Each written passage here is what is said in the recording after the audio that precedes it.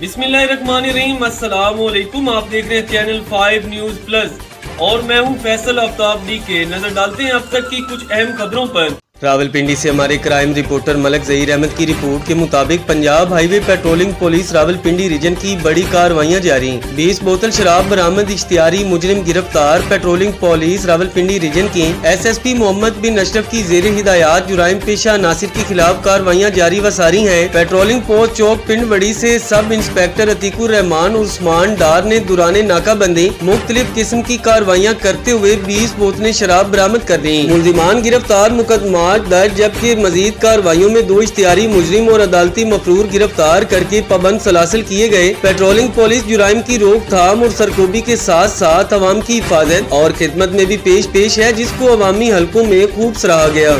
मुस्तकिल दर्द की वजह से आपका पूरा दिन खराब हो सकता है। ऐसे में मैं आपको नई पैनाडोल एक्सटेंड के इस्तेमाल का मशवरा देता हूँ।